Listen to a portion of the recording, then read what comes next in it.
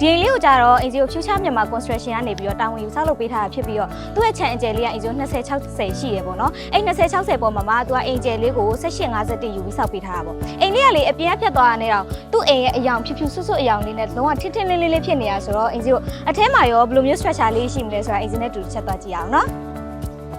ကဲအင်ဂျီကိုခြံထဲကိုရောက်ပြီဆိုရင်သူကလေအိမ်ရှိမှာခြံပုံနေတဲ့ space လေးကိုအိမ်စီးကား2စီးစာလောက်ဆက်အောင်လို့ပေါ့နော် parking space ကြဲကြဲလေးယူပေးထားတယ်အိမ်ရဲ့ပုံစံလေးကသူက classic ပုံစံလေးဖြစ်တာဆိုတော့အိမ်ပုံစံလေးနဲ့လိုက်သွားအောင်သူ့ရဲ့စင်ဝင် design လေးကိုလည်းလေ classic ဆန်ဆန်အဖြူရောင်လေးရဲ့ရွှေလောင်ငွေလာလေးတွေတုံးပြီးတော့သူလှဆင်ထားတာကိုတွေ့ရတယ်ရှင်ပြီးတော့ပို့ပြီးတော့ညဘက်မှာလင်းသွားအောင်ဒီမှာမီးပွင့်လေးတွေပါသူများများလေးထပ်သုံးထားတာကိုအိမ်စီကိုတွေ့ရတယ်ပေါ့နော်ဒါကတော့စင်ဝင် design လေးပေါ့ပြီးတဲ့ခါကျတော့အိမ်အဝင်လေးမှာပို့ပြီးတော့လှသွားအောင်လို့သူပန်းလေးတွေနဲ့ decorate လုပ်လို့ရအောင် flat box လေးတွေပါနှစ်ခုထပ်ထားပေးထားတာကိုအိမ်စီကိုတွေ့ရတယ်ပြီးတော့အိမ်လေးပုံမြင့်သွားအောင်လို့ရှိမှဖနက်ချွတ်နေရာလေးမှာသူကလှေကားလေးနှစ်ဆင့်မှာထပ်ထုတ်ပေးထားသေးတယ်ဆိုတော့ဒါအိမ်ရှိအလှလေးပေါ့နော်အထဲမှာရောဘယ်လိုမျိုး structure လှလှလေးရှိမလဲအင်ဂျင်နဲ့တူတူတစ်ချက်လိုက်ခဲ့ပြီးရောနော်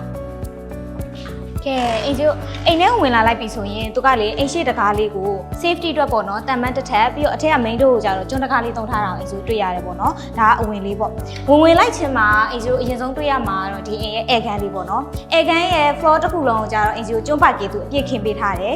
အယောင်လေးလည်းတော်တော်လေးလာတယ်ကျွန်းရောင်လေးနဲ့တော့တက်တောက်လေးပေါ့ပြီးတဲ့ခါကျတော့အိမ်ရဲ့အထဲအယောင်ကြတော့လေအိမ်အပြင်အယောင်လိုပဲ match ဖြစ်အောင်လို့သူကအဖြူဆွတ်ဆွတ်လေးကိုသုံးထားတာကိုတွေ့ရတယ်ဒီအဖြူရောင်လေးကြောင့် air gun လေးကပို့ပြီးတော့လင်းသွားတယ်ပေါ့နော်အဲ့ဒါပြင်ကိုသူကဒီ ceiling မှာဆိုရင်လည်းမီးပွင့်များလေးနဲ့ပြီးတော့ပို့ပြီးတော့ air gun လေးထည့်ဝအောင်လို့ဖောင်းကြွ ceiling design လေးအင်ဂျီကိုပေါ်ထားတာကိုတွေ့ရတယ်ရှင့်အဲ့ဒါအပြင်ကိုအပြင်ကဒီတဘာဝအလင်းရောင်ပိုဝင်အောင်လင်းဝင်လေးထွက်ပိုကောင်းအောင်လို့ဒီမှာဆိုရင် PVC slide window လေးတွေတုံးထားတာကိုတွေ့ရတယ်ပေါ့နော် window အကြီးစားတုံးပေးထားတယ်ပြီးတော့ window တိုင်းမှာအင်ဂျီကို safety အတွက်တန်ပန်းအဖြူလေးပါထပ်ပြီးတော့ကန်ပေးထားတာကိုအင်ဂျီကိုတွေ့ရတယ်ရှင့် space လေးလည်းတော်တော်ကျယ်တယ်ပေါ့နော်ဒီ air gun လေးကလေ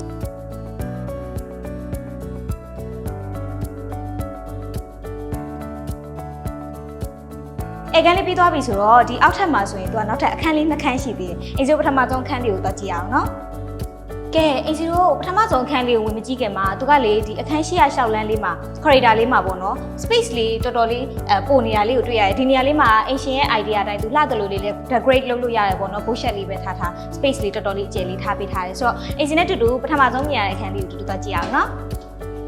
ကဲအင်ဂျီဒီခန်းလေးကကြတော့ single ခန်းလေးဖြစ်မယ်ပေါ့